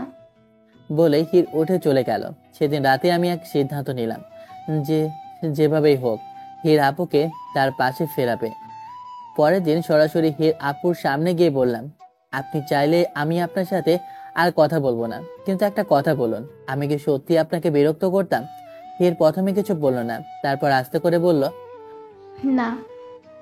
আমার চোখ চকচক করে উঠল। তাহলে কেন এমন করছেন? হির এবার চোখের জল সামলাতে না পেরে উঠে চলে গেল। আমি একদম সহ্য করতে পারছিলাম না। হীরাপুকে আমার থেকে দূরে সরিয়ে দেওয়া হচ্ছে, আর বাবা নিশ্চিন্তে বসে আছেন। গজগজ করতে করতে বাসায় ঢুকেই বাবার সামনে গিয়ে দাঁড়ালাম। বাবা, আপনার সাথে একটা জরুরি কথা আছে। বাবা পত্রিকা পড়ছিলেন। আমার কণ্ঠ শুনে ভ্রু কুঁচকে তাকালেন। কি হয়েছে? আপনি কেন হীরাপুকে অপমান করলেন? প্রফেসর মোতালেব চোখ সরু করে তাকালেন। কারণ সে তোমার জন্য ঠিক না। তুমি ওর কারণে ভবিষ্যৎ নষ্ট করছো। এবার সম্পূর্ণ নিয়ন্ত্রণ হারিয়ে ফেললাম। বাবা, এটা আমার জীবন। আমি কি করব, কাকে পছন্দ করব, সেটা আমার ব্যাপার। আপনি কে আমার লাইফ কন্ট্রোল করার? প্রফেসর মোতালেব রেগে উঠলেন, রাগে কাঁপতে কাঁপতে। হ্যাঁ বলছি, কারণ আপনি যা করেছেন সেটা আমি মেনে নিতে পারছি না। আপনি একজন সম্মানিত প্রফেসর, ঠিক আছে, কিন্তু তার মানে এই না যে আপনি অন্যকে অপমান করবেন। মোতালেব আহমেদ চুপ। তিনি এতদিন ধরে ছেলেকে যেভাবে দেখে এসেছেন আর সে সম্পূর্ণ অন্যরকম। আমি আর এক মুহূর্ত দাঁড়ালাম না। আমি হীরাপুকে ছাড়বো না, আপনি যত কিছুই বলুন না কেন। বলেই দরজা ধাক্কা দিয়ে বেরিয়ে গেলাম। প্রফেসর মোতালেব কিছুক্ষণ হতবাক হয়ে বসে রইলেন। তুর্য, আমি হীরের কাছে যাওয়ার সিদ্ধান্ত নিলাম। হীর আমার জন্য কেমন অবহেলা দেখাচ্ছিল, তবুও আমি বুঝতে পারছিলাম না কেন সে এমন করছে। আমি জানতাম এই অবহেলা শুধু সময়ের ব্যাপার। আমি হীরের বাসার সামনে দাঁড়িয়েছিলাম। হীর জানতো আমি আবার আসব। সে আর অবহেলা করার চেষ্টা করতে পারেনি, কিন্তু সে তার অনুভূতিগুলোকে দমন করতে চেয়েছিল। হীর দরজা খুলে আমাকে দেখে অবাক হলো। তুমি এখানে কি করতে এসেছো? হালকা হাসি দিয়ে, আসলাম তোমার কাছে। তুমি যেভাবে আমাকে উপেক্ষা করছো আমি সেটা মেনে নিতে পারছি না। আমি অপেক্ষা করছি, তুমি তো। কথা শেষ করতে না দিয়ে, আমি জানি তুমি কি অনুভব করো। আমি তোমার কাছে আসতে চেয়েছি, কিন্তু হির চুপ, আমার মুখের দিকে তাকিয়ে আছে এবং কিছু বলার জন্য অপেক্ষা করছে। তুমি যদি আমাকে আগের মতো তোমার পাশে চাও, তাহলে আমি কখনোই তোমাকে ছেড়ে চলে যাব না। আমি তোমায় অনেক ভালোবাসি, তাই বাবার সাথে ঝগড়া করে বের হয়ে এসেছি। হির চোখ মুছল। আমি তার সামনে দাঁড়িয়েছিলাম এবং এই মুহূর্তে হীরের মনে এক অদ্ভুত শান্তি ছিল। আমি জানি তুমি আমাকে কতটা ভালোবাসো, কিন্তু আমি আমার জীবনের জন্য একটু সময় চাই। তুমি যদি সময় চাও আমি অপেক্ষা করব। আমি এক মুহূর্তের জন্য হাল ছাড়লাম না। হীরের কাছে তার অনুভূতি ছিল, কিন্তু আমি বুঝতে পারছিলাম না কেন হীর এত সময় চাইছে। তারপরও আমি আমার সিদ্ধান্তে অনড় ছিলাম। আমি হীরকে ভালোবাসি এবং আমি হীরকে কখনোই ছেড়ে যাব না। আমি আমার কাজ নিয়ে ব্যস্ত হয়ে গেলাম, কিন্তু আমার মন সবসময় হীরের কাছেই ছিল। দিনগুলো চলে যেতে লাগলো। হিরো তার জীবন এবং অনুভূতিগুলো নিয়ে চিন্তা করতে লাগলো। হীর জানতো আমি সত্যিই তাকে ভালোবাসি, তবে আমার বাবা মায়ের আপত্তি তাকে খুবই ভোগাচ্ছিল। আমি একদিন হীরকে ফোন করলাম। হীর, তুমি জানো আমি তোমাকে ভালোবাসি। তোমার জীবনে কোনো কিছুরই বড় নয়, তুমি যেটা চাইবে আমি সেটাই চাই। আমি শুধু তোমার সাথে থাকতে চাই। তুর্য, আমি জানি তুমি আমাকে ভালোবাসো, কিন্তু আমাদের দুই পরিবারের মতামত কি হবে? তোমার বাবা তো আমাকে একেবারে মানবে না। আমি জানি, কিন্তু আমি আমার জীবনের সিদ্ধান্ত নিজেই নিতে চাই। আমি তোমাকে ছেড়ে যেতে পারবো না হির। হির কিছু বলতে চাচ্ছিল, কিন্তু তার মুখে কোনো শব্দ আসিল না। সে জানতো আমি একেবারে স্থির সিদ্ধান্ত নিয়েছি। তুমি যদি আমার জন্য অপেক্ষা করতে চাও, আমি তোমাকে অবশ্যই ভাবতে দেব, কিন্তু আমাদের সমস্যা একসাথে সমাধান করতে হবে। আমি তোমার জন্য সবকিছু করতে প্রস্তুত। বাবা তখন কল দিয়ে বলল, তুমি যদি হীরের সাথে সম্পর্ক রাখো, আমি তোমার সঙ্গে কথা বলবো না। বাবা একজন উপস্থাপক প্রফেসর, যার নিজের একটি বিশেষ অবস্থান ছিল। তিনি কখনোই এমন সম্পর্ককে গ্রহণ করতে চায়নি যেখানে তার ছেলের মনোযোগ কোনো সাধারণ পরিবারের মেয়ের দিকে চলে গেছে। তার চোখে হীর একটি নিম্ন পরিবার থেকে এসেছে এবং তিনি মনে করতেন এই সম্পর্ক তার পরিবার ও প্রতিষ্ঠানের সম্মানকে বিপন্ন করবে। একদিন আমি যখন হীরকে ফোন করতে গেলাম, তার বাবা প্রবল রেগে উঠে আমাকে বাধা দিলেন।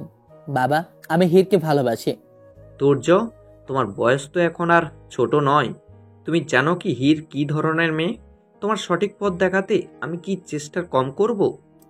বাবা, আমি যা করছি সেটা আমার ইচ্ছা। আমার জীবনের সিদ্ধান্ত আমি নিজেই নেব। তাহলে তুমি আমার ছেলের ভালোটা বুঝছো না। তুমি যদি আমার কথা না শোনো, আমি তোমার সাথে কোনো সম্পর্ক রাখবো না। এই কথায় তুর্য সত্যিই বেশ ব্যথিত হল। এ কথায় আমি বেশ ব্যথিত হলাম। আমি আমার বাবার সম্মান চাই, কিন্তু হীরকে ছাড়াও যে বাঁচতে পারবো না। আপনি আমাকে যা বলবেন আমি ঠিক সেটাই করতে পারবো না। আমি জানি আপনি চান না, কিন্তু আমি হীরকেই ভালোবাসি। বাবা কিছুক্ষণ চুপ ছিল, তারপর তার মুখে একদম শান্ত সুরে বললেন, তুমি যদি হীরকে বেছে নিতে চাও, আমি তোমার প্রতি আর কোনো আস্থা রাখবো না। জীবন এখন কঠিন এক পরিস্থিতির মধ্যে পড়েছে। বাবা, যিনি একজন প্রখ্যাত প্রফেসর, সোজা জানিয়ে দিয়েছেন হীর যদি তার ছেলের জীবনে থাকে, তাহলে তার পড়াশোনার পথ আটকে দেওয়া হবে। বাবা তার প্রভাব খাটাতে কোনো ফাঁক রাখেননি। এবার হীরের ফাইনাল পরীক্ষা পেছানোর সিদ্ধান্ত নিয়েছিল।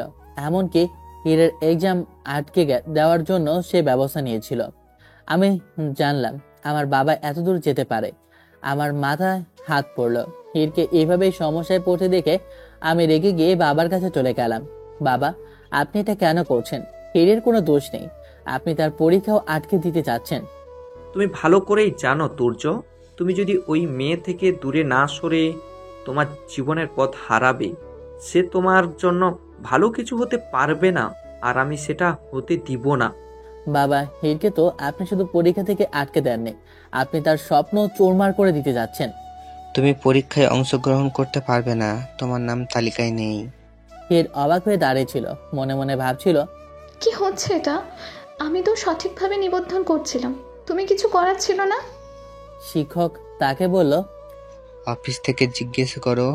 হীর দুঃখিত মনে পরীক্ষার হলের বাইরে চলে আসে। তারপর আমাকে ফোন করে। তুর্য, আমি তো পরীক্ষা দিতে এসেছিলাম, কিন্তু আমাকে ভেতরে ঢুকতে দেওয়া হচ্ছে না। কি করব আমি? আমি ফোন হাতে নিয়ে রুমে বসে চিন্তায় পড়ে যাই। বাবাকে বলার পরও বাবা শুনছেন না। কি করব আমি? বাবার সাথে এমন কোনো বিরোধে পড়তে চাইছিল না, কিন্তু হীরের জন্য কিছু একটা করতে হবে। হীর আমার কাছে এক প্রকার সাহায্য চাইছিল। আমাকে বাবার কাছে যেতে হবে। ঠিক আছে হীর, তুমি এখানে থাকো, আমি বাবার কাছে গিয়ে কথা বলি। আমি দ্রুত অফিসে গিয়ে বাবার কাছে যাই। বাবা, হীরকে পরীক্ষায় অংশ নিতে দাও। সে সব ঠিক করেছে, কেন তাকে এত সমস্যায় ফেলছ? তারপর বাবা কিছু সময় চুপ থাকে, তারপর কথা বলতে শুরু করেন। তুর্য, তুমি জানো আমি তাকে পরীক্ষায় অংশ নিতে অনুমতি দেব না। তার মধ্যে কিছুই সমস্যা রয়েছে। বাবা, এটা ঠিক নয়। তুমি জানো হীর আমাকে কোনো সমস্যায় পড়েনি। কেন তুমি তাকে আটকে রেখেছ? তুমি যদি হীরকে পরীক্ষায় অংশ নিতে দাও, তবে তোমার জন্য কঠিন সময় আসবে। আমি শর্ত দিচ্ছি তুর্য। কি শর্ত?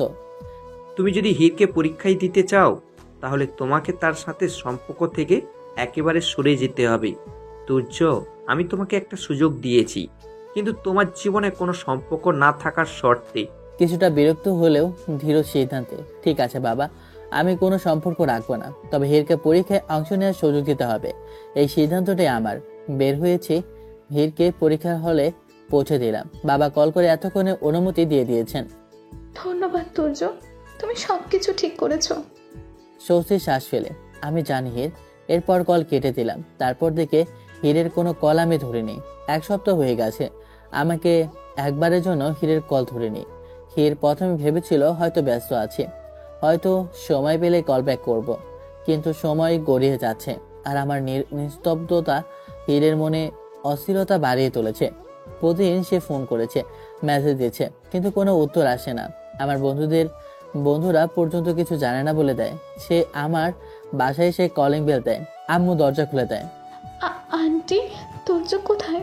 ওর সাথে খুব জরুরি কথা বলতে চাই। মা কিছুক্ষণ চুপ করে রইলেন, যেন কি বলবেন বুঝতে পারছেন না। তারপর ধীরে ধীরে বললেন, তোমার সাথে তুর্যের আর কোনো সম্পর্ক নেই হীর। তুমি ওর জীবন থেকে সরে যাও, এটা তুর্য নিজেই চেয়েছে। এই কথা শুনে হীরের মাথার ভেতর ঝাঁকুনি দিল। সূর্য নিজে চেয়েছে, এটা কিভাবে সম্ভব? সূর্য কি তবে ইচ্ছে করে তাকে এড়িয়ে যাচ্ছে? কিন্তু কেন? হীর ধীরে ধীরে পেছনে সরে গেল। মাথায় হাজারো স্বপ্ন ঘুরপাক খাচ্ছে। সূর্যের এমন আচরণের পেছনের কারণ কি? নাকি সত্যি সে হীরকে ভুলে যেতে চাইছে? হীর কিছুতেই মানতে পারছিল না আমার এই দূরে সরে যাওয়ার সিদ্ধান্ত। তার শরীর কাঁপছিল, চোখ দিয়ে অনবরত পানি ঝরছিল। সে মায়ের সামনে হাঁটু গেড়ে বসে পড়ল। আন্টি প্লিজ, আমাকে একবার তুর্যের সঙ্গে কথা বলতে দিন।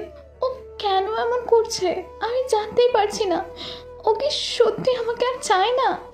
তুমি বুঝতে পারছো না হীর, তুর্যের জীবনে তোমার জায়গা নেই। ও এখন তার নিজের ভবিষ্যৎ নিয়ে ভাবতে চায়। তুমি দয়া করে আর ওর পিছনে এসো না। হীর বিশ্বাস করতে পারছিল না এই কথাগুলো। সে চোখ মুছে কাঁপা কণ্ঠে বলল, তুর্য কি নিজেই সব বলেছে? আন্টি, আমি ওর মুখ থেকে শুনতে চাই।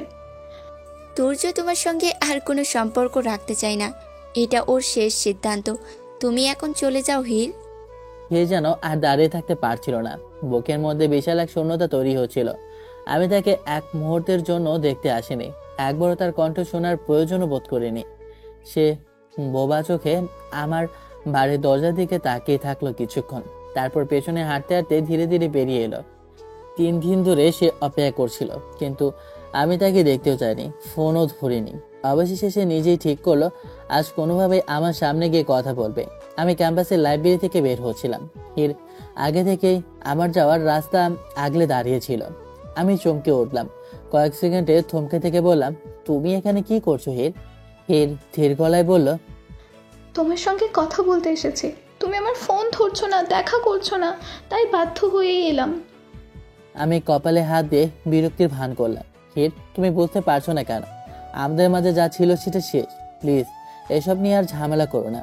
হীর চোখে মুখে অবিশ্বাস নিয়ে ফিস ফিস করে বলল, তুমি আমার সঙ্গে এমন করছো কেন তুর্য?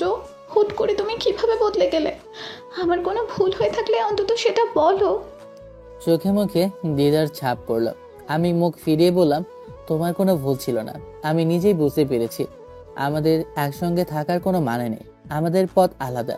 তাই প্লিজ তুমি তোমার পথে চলে যাও, আমাকে ভুলে যাও। হীর হতবাক হয়ে তাকিয়ে রইল। তুর্য, তুমি মিথ্যা বলছো। তোমার চোখ বলছে তুমি আমাকে ভালোবাসো, কিন্তু কথাগুলো ঠিক উল্টো। এবার গলা শক্ত করলাম। সবকিছু অনুভূতি দিয়ে চলে না হীর, বাস্তবতা বুঝতে শেখো। তুমি আমার জীবনে আর নেই, এটা মেনে নাও। এই বলে আমি পাশ কাটিয়ে হাঁটা দিলাম। হীর শক্ত হয়ে দাঁড়িয়ে রইল, চোখ দিয়ে পানি গড়িয়ে পড়ছিল। তুর্য কি সত্যি এসব বলছিল নাকি কারো চাপে? পরদিন বিকেলে হীর সরাসরি আমার বাসায় চলে গেল। দরজা খুললেন তো আমার মা। হীর, তুমি এখানে? হীর চুপ করে আমার মার দিকে তাকালো, চোখে জল, মনে একরাশ প্রশ্ন। আমাকে সত্যিটা বলুন, তুর্য কেন আমাকে এইভাবে দূরে সরিয়ে দিল? মা একটা দীর্ঘশ্বাস ফেললেন, দরজা সরিয়ে বললেন, ভিতরে এসো, কথা বলি। হীর বসতেই উনি বলতে শুরু করলেন, তুর্যের বাবা তোমাদের সম্পর্ক একদম মেনে নেয়নি।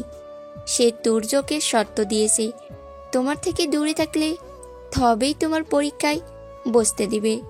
তুর্য ওটা মেনে নিয়েছে তোমার ভবিষ্যতের জন্য। তুর্য এমন একটা কথা কেন আমায় বললো না? আমি যদি তার জন্য লড়তে চাই, তবে আমাকে কেন সুযোগ দিল না? কারণ ও চায়নি তুমি কোনো বিপদে পড়ো। ও নিজের কষ্ট নিজেই বয়ে নিচ্ছে। শুধু তোমার ভালো চেয়েছে। হিরের চোখে পানি চলে এলো।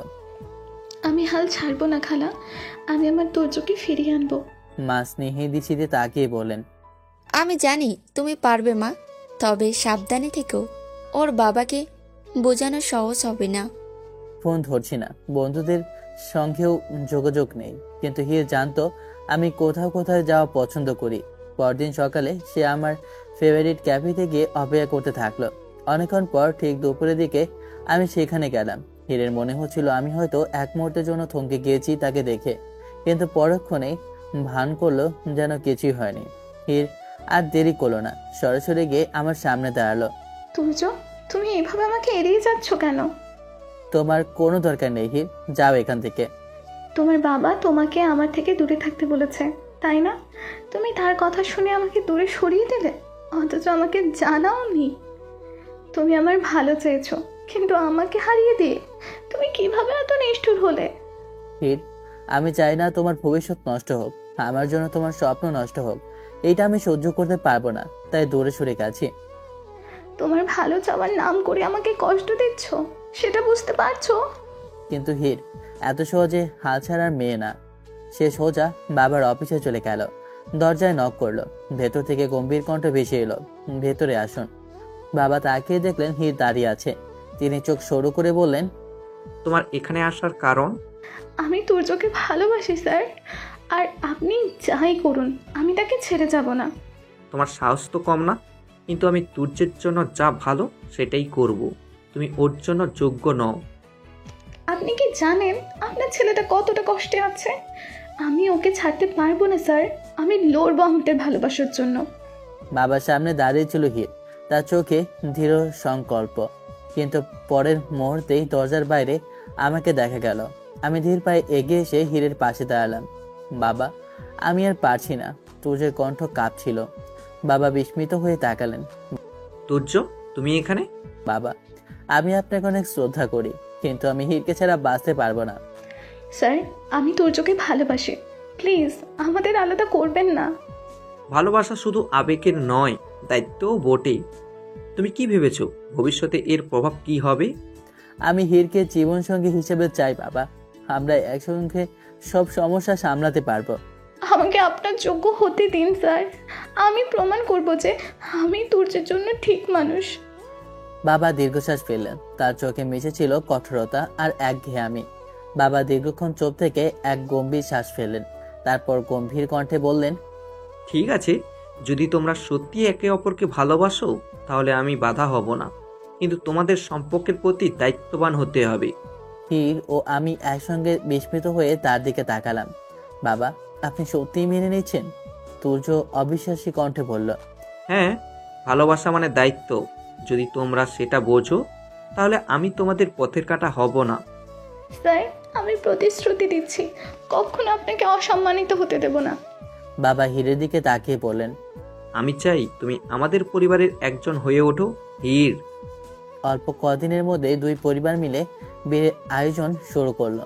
বিয়ের দিন সারা বাড়ি সেজে উঠেছিল লাল সোনালি আলোয়। হির লাল বেনারসি পরে আয়নার সামনে দাঁড়িয়ে ছিল, চোখে একরাশ আবেগ। আমি সাদা শেরওয়ানি পরে দাঁড়িয়েছিলাম, হাসিতে উজ্জ্বল আমার মুখ। সময় তোমাকে সত্যি সত্যি আমার স্ত্রী হিসেবে দেখতে পাবো ভাবিনি। আমি ফিসফিস করে বললাম। হির লজ্জায় মাথা নিচু করলো। তোমার জন্য সব সহ্য করেছি তুর্য, এখন আর হারানোর ভয় নাই। বিয়ে শেষে আমি আর হির নতুন জীবনের পথে পা রাখলাম। আমাদের ভালোবাসা অনেক বাধা পেরিয়ে জয় হয়েছে। তবে এবার আমরা একসঙ্গে থাকবো, সবকিছু মোকাবিলা করে হাতে হাত রেখে। বিয়ের সকল আনুষ্ঠানিকতা শেষে রাতে নির্জনতায় আমি আর হির আমাদের নতুন জীবনের প্রথম অধ্যায়ে মুখোমুখি হলাম। ঘরটা নরম হলুদ আলোয় আবছা হয়ে আছে। জানালা দিয়ে আসা হালকা বাতাস পর্দা দুলিয়ে দিচ্ছে। খাটটা অনেক রকম এর ফুল দিয়ে সাজানো। হির বিয়ের লাল শাড়িতে লজ্জিত সঞ্জিত হয়ে এক কোণে বসেছিল। হির মাশাআল্লাহ অনেক সুন্দরী, কিন্তু আজ বসাজে তাকে অনেক বেশি সুন্দর লাগছে। আমি তার থেকে চোখ ফেরাতেই পারছিলাম না। লজ্জায় চোখ নিচু করে বসে আছে। আমি ধীর পায়ে তার সামনে এসে দাঁড়ালাম। এতদিন শুধু স্বপ্নে দেখেছি, আজ সেটা সত্যি হলো। আমি ফিসফিস করে বললাম, হির, মুখ না তুলেই বলল, তোমাকে হারানোর ভয়টা আজও যায়নি তুর্য। এত কষ্টের পর আজ এখানে, সত্যি বিশ্বাস হচ্ছে না। আমি তার হাত দুটো ধরে নিজের উষ্ণ হাতে রাখলাম আর বললাম, এখন থেকে আর কোনো ভয় নেই, শুধু তুমি আর আমি একসঙ্গে। হির এবার চোখ তুলে তাকালো। আমার চোখে ভালোবাসা, স্নেহ আর প্রতিজ্ঞা একসঙ্গে জ্বলজ্বল করছে। তোমার হাত ধরেই তো আমি সবকিছু পারবো। আমি একদম কাছে এগিয়ে গিয়ে আস্তে করে বললাম, তাহলে চলো একসঙ্গে নতুন জীবন শুরু করি। সেই রাতে আমি হিরকে নিজের করে পেলাম। আমি হিরের কাছে গিয়ে কপালে আলতো করে চুমু দিলাম, তারপর তার হাত ধরলাম। হির অনেক ভারী শাড়ি আর গহনা পরেছিল। আমি নিজে হাতে গহনাগুলো খুলে তারপর হিরের ঠোঁট দুটো নিজের ঠোঁটে ডুবিয়ে দিলাম। হিরও তালে তাল মিলাতে লাগলো। বিয়ের পরের সকালটা ছিল একদম অনুভূতির। হির যখন ঘুম থেকে উঠলো তখন সূর্যের আলো জানালা দিয়ে ঘরে পড়ছিল। পাশেই আমি গভীর ঘুমে। হির চুপচাপ তাকিয়ে রইল আমার দিকে। কত ঝড়ঝাপটা পার করে আজ তারা একসঙ্গে। আমার মুখে একটা প্রশান্তির ছাপ, যেন সব বাধা কাটিয়ে এখন সে একদম নির্ভর। আমি ধীরে ধীরে চোখ খুললাম। সামনে হিরকে দেখে মিষ্টি একটা হাসি দিলাম। আমি বললাম, ভোরবেলা বউ আমার এত কি ভাবছে? হির একটু লজ্জা পেয়ে বলল, কিছু না। তোমার মুখ দেখে তো মনে হচ্ছে অনেক কিছু। বলো না, কি ভাবছো? ভাবছি এত কিছুর পরও আমরা একসাথে থাকতে পারলাম, এটা যেন একটা স্বপ্নের মতো লাগছে। এটা স্বপ্ন নয়, এটা আমাদের ভালোবাসার জয়। আমরা সব বাধা কাটিয়ে এসেছি, এবার শুধু একসঙ্গে সুখে থাকার পালা। তাহলে ওঠো, তোমার জন্য নাস্তা বানাতে হবে। তাহলে আজ থেকে তোমার হাতের নাস্তায় আমার সবচেয়ে প্রিয় খাবার হবে। হির আর আমার বিবাহিত জীবন খুব সুন্দরভাবে শুরু হয়েছিল। সকালবেলা একসঙ্গে নাস্তা করা, দুপুরে আমি ভার্সিটিতে গেলে হির তার নিজের কাজ নিয়ে ব্যস্ত থাকা, তারপর সন্ধ্যায় একসঙ্গে গল্প করা। কিন্তু সুখের দিনগুলো খুব সহজেই কাটছিল না। বিয়ের পরপরই আমার বাবা আবারও আমাদের সম্পর্ক নিয়ে অসন্তুষ্টি প্রকাশ করতে শুরু করলেন। যদিও তিনি বিয়েতে রাজি হয়েছিলেন, কিন্তু পুরোপুরি মেনে নিতে পারেননি। একদিন সকালে নাস্তার সময় আমার বাবা গম্ভীর মুখে বললেন, তুর্য, তোমার পড়াশোনার কি অবস্থা? বিয়ে করেছো মানে? এই নয় যে জীবন শেষ। আমি চাই তুমি কেরিয়ারে ফোকাস দাও। আহ, ছেলেটা খেতে বসছে, ওকে শান্তিতে একটু খেতে দিবে না তুমি? জি বাবা, আমি চেষ্টা করছি সব ব্যালেন্স করতে। হির পাশে বসে চুপচাপ শুনছিল। বাবা এবার হিরের দিকে তাকিয়ে বললেন, তুমি তো তুর্যের চেয়ে বড়, তুমি বুঝবি তুর্য যেন তার ভবিষ্যৎ নষ্ট না করে। এটা নিশ্চিত করার দায়িত্ব তোমারও। জি আঙ্কেল, আমি সবসময় চাইবো তুর্য তার ক্যারিয়ারে সফল হোক। আঙ্কেল কি? বাবা বলবে। বাবা, তুমি কি মনে করো আমি দায়িত্বহীন? আমি সব ম্যানেজ করতে পারবো। বাবা কিছু না বলে উঠে চলে গেলেন। হির বুঝলো আমার বাবা এখনো পুরোপুরি আমাদের সম্পর্ক মেনে নেননি। সামনে হয়তো আরো অনেক কিছু সহ্য করতে হবে। এদিকে আমার ভার্সিটিতেও নতুন সমস্যা দেখা দিল। দেখছিস, তুর্য বিয়ের পর অনেক বদলে গেছে। হ্যাঁ, ও নাকি হীরের জন্য ক্যারিয়ার নষ্ট করে দিছে। আমি এসব শুনে চুপচাপ থাকতাম, কিন্তু একদিন হেইকে বললাম, সবাই কেন মনে করে বিয়ে মানে কেরিয়ার শেষ? আমি তো চেষ্টা করছি সবকিছু সামলাতে। তুমি শুধু নিজের লক্ষ্যেই ফোকাস করো, বাকিরা কি বললো তাতে কান দিও না। আমি জানি, কিন্তু মাঝে মাঝে খুব কষ্ট হয়। আমি আছি তোমার পাশে সব সময়। বিয়ের পর বেশ কিছু সময় পার হয়ে গেল। আমি আর হির আমাদের সংসার শুরু করেছি। আমি এখন ভার্সিটিতে নিজের কেরিয়ার নিয়ে আরো মনোযোগী হতে শুরু করেছি। সকালে ঘুম থেকে উঠেই পড়াশোনা শুরু করতাম, তারপর ক্লাসে যেতাম। কিন্তু বাড়ি ফিরে আমি নিজের পরিবারকে সময় দিতে কখনোই ভুলতাম না। হিরো তার কাজের মধ্যে মনোযোগী ছিল, তবে একে অপরের খোঁজখবর রাখা যেন আমাদের নিয়ম হয়ে দাঁড়িয়েছিল। একদিন সন্ধ্যায় আমি কাজ থেকে ফেরার পর হির আমাকে চা তৈরি করে দিল। আমি অবাক হয়ে বললাম, চা? তুমি কি আমাকে চা করে দিলে? হ্যাঁ, তোমার জন্য একটু সময় বের করলাম আর তোমার পছন্দের চা বানালাম। তুমি জানো আমাকে খুব ভালোবাসো। তবুও কিছুদিন আগে যখন বাবা বলেছিল, আমি জানতাম তুমি কিভাবে সব সামলাবে। আমি কখনোই তোমাকে কোনো সমস্যায় পড়তে দিব না। আমাদের দুজনেরই দায়িত্ব একে অপরকে সহ্য করা।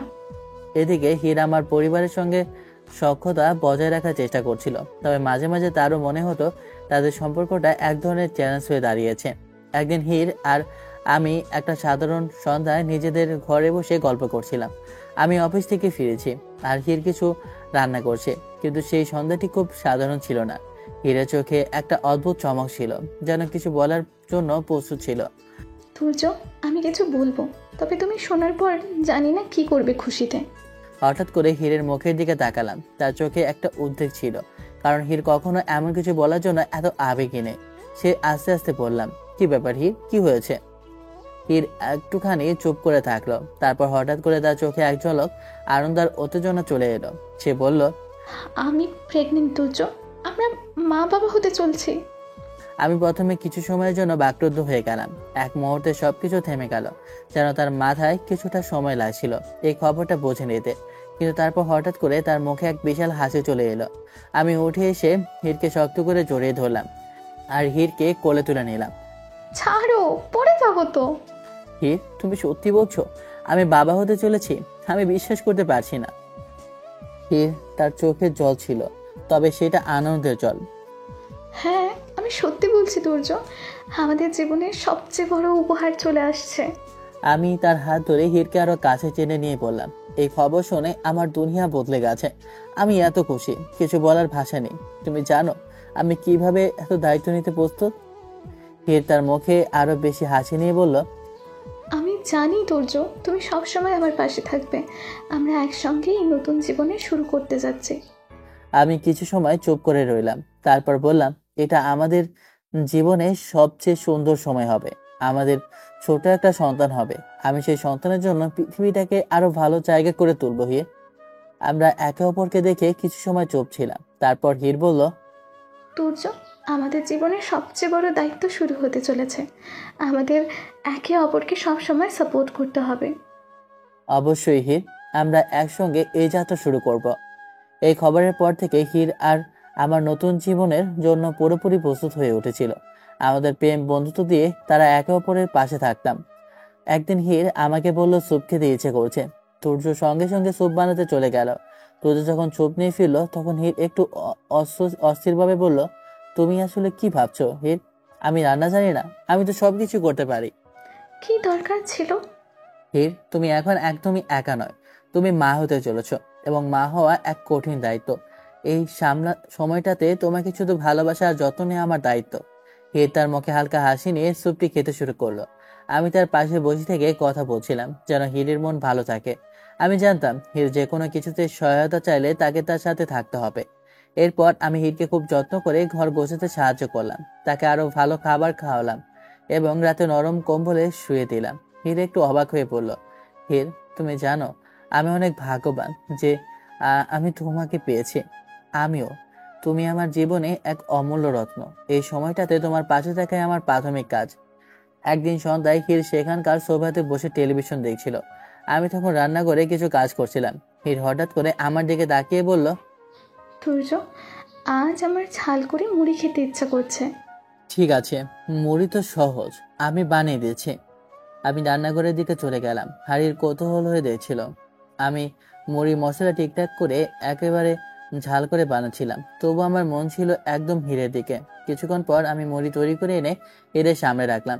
হীর চোখে উত্তেজনা আর আনন্দ দেখে আমাকে বলল, ও মা, তুমি ঠিক তো ঝাল বানিয়েছো। হ্যাঁ, তোমার জন্য পারফেক্ট চাল বানিয়েছি, তুমি দেখো, খেয়ে দেখো। এর প্রথমে এক মুঠো মুড়ি তুলে নিল। চালটা খেয়ে তার চোখে আলো ফুটে গেল। ও, একদম মজা, তুমি খুব ভালো বানিয়েছ। আমি তো জানতাম তুমি ভালোবাসবে। আমি হঠাৎ কাশির তীব্রতা অনুভব করলাম। হীর চিৎকার করে বলল, তুর্য, তুমি ঠিক আছো? কাশি থামাতে পারছিলাম না। হীর তখন দ্রুত রান্নাঘর থেকে পানি নিয়ে আসে গিয়ে তাড়াহুড়ো করে উঠল। যখনই সে রান্নাঘরের দিকে রওনা হলো, হঠাৎ করে পা স্লিপ করে পড়লো আর জোরে চিৎকার করলো। তার দিকে না তাকিয়ে দাঁড়িয়ে থাকতে পারলাম না। দ্রুত সে হীরের দিকে ছুটে গেলাম, কিন্তু হীর তখন লুটিয়ে পড়েছে। আমি আতঙ্কিত হয়ে ছুটে এসে তাকে ধরে ফেললাম। হীর, হীর, তুমি ঠিক আছো? তবে তার চোখে এক বিশাল আতঙ্ক, কারণ হীরের শরীর থেকে কিছু রক্ত বের হচ্ছিল। আমি ভয় পেয়ে গেলাম। হীর, হীর, প্লিজ কথা বলো। হীর, আমি তোমায় হাসপাতালে নিয়ে যাচ্ছি, সব ঠিক হয়ে যাবে। হীরের অবস্থা এতটাই খারাপ ছিল, হাসপাতালের রাস্তায় গিয়েও আমি হীরের হাত ধরে শুধু বলতে থাকলাম, তুমি ঠিক হয়ে যাবে হীর, আমাদের বাচ্চাটাও ঠিক হয়ে যাবে। হাসপাতালে পৌঁছানোর পর চিকিৎসকরা তাড়াতাড়ি হীরের অবস্থা পরীক্ষা করলো। তার শরীরে প্রচন্ড চাপ ছিল আর বাচ্চার অবস্থা খারাপ ছিল। চিকিৎসকরা কিছুটা উদ্বেগ প্রকাশ করলেন। আমি অস্থির হয়ে চিকিৎসকদের পাশে দাঁড়িয়ে পড়লাম। কি হচ্ছে ডাক্তার? হির এবং আমাদের বাচ্চা ঠিক হবে তো? হীরের অবস্থা খুব খারাপ, তবে আমরা যত দ্রুত সম্ভব প্রয়োজনীয় চিকিৎসা দেব। ডাক্তার বের হয়ে আমাকে এক দৃষ্টিতে দেখে তার মুখের ওপর দুঃখের ছায়া ছিল। সে গম্ভীর গলায় বলল, সরি, আমরা অনেক চেষ্টা করেছি, কিন্তু বাচ্চা ও মাকে বাঁচাতে পারিনি, দুজনেই মারা গেছে। পায়ের নিচ থেকে মাটি সরে গেল, যেন পৃথিবী আমার নিচে ধসে পড়ল।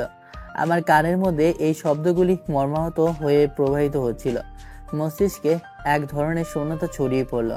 চোখের সামনে একটানা অন্ধকার। আমি কিছু বুঝে উঠতে পারছিলাম না। আমার মাথা ঝিমঝিম করছিল, পুরো শরীরে যেন শক্তি হারিয়ে গেছে। হঠাৎ আমি আর চিৎকার দিয়ে উঠি, না না, এটা হতে পারে না। কণ্ঠস্বর যেন ভেঙে গেল। আমি মাটিতে বসে পড়লাম। আবার চোখে ওষুধ ছিল। পুরো হাসপাতাল যেন থমকে দাঁড়ালো। আমার এক অস্থির ও অসহায় অবস্থা ছিল। আমি কাঁদতে কাঁদতে ডাক্তারকে প্রশ্ন করলাম, কিভাবে, কেন? আমি আমি কিছু করতে পারলাম না। সে মনে হচ্ছিল পৃথিবী তার মাথায় ভেঙে পড়েছে। কিছুতেই বিশ্বাস করতে পারছিলাম না যে হিরো আমার বাচ্চা আর নেই। আমার চোখের সামনে জীবনের সব সুখ মুছে গিয়ে শুধু এক বিশাল শূন্যতা ছিল, যা কোনোদিনও পূর্ণ হবে না। আমি হিরের লাশ ধরে অবিশ্বাসভাবে কাঁদছিলাম। আমার হাতের মাঝে হিরের ঠান্ডা হাত ছিল, যেন কিছুই আর বাকি নেই।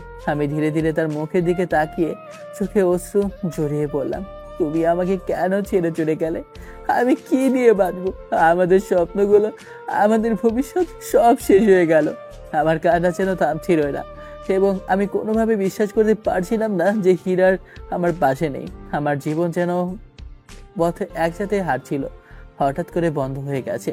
একটাই প্রশ্ন ঘুরছিল তার মাথায়, কেন? মা বাবা বন্ধুরা আমার পাশে দাঁড়িয়েছিল, তারা আমাকে সান্ত্বনা দেওয়ার চেষ্টা করছিল, কিন্তু তাদের সান্ত্বনা কোনো কাজে আসছিল না।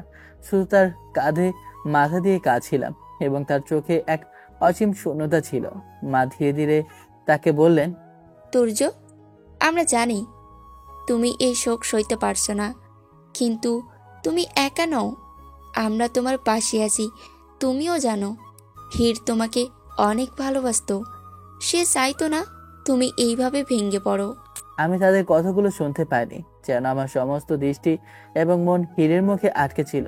বন্ধুরা আমার পাশে দাঁড়িয়ে শক্তভাবে আমাকে সান্ত্বনা দিতে চেয়েছিল, কিন্তু আমার যেন কিছুতেই এই শোক সামলে উঠতে পারছিলাম না। এখন আমি কি নিয়ে থাকবো? এই কথাটি বারবার আমার মুখ থেকে বের হচ্ছিল, যেন আমার জীবন আর সমস্ত আশা, সমস্ত ভালোবাসা সবই শেষ হয়ে গেছে। এই শোক আর সামলাতে না পেরে আমিও পরে চলে গেলাম। তো ভালো থাকবেন, সুস্থ থাকবেন। আল্লাহ হাফেজ, tata, bye bye, have fun, খোদা হাফেজ। গল্পটা এখানে শেষ করছি, আর কিছু বলার নেই। ভালো থাকবেন, সুস্থ থাকবেন।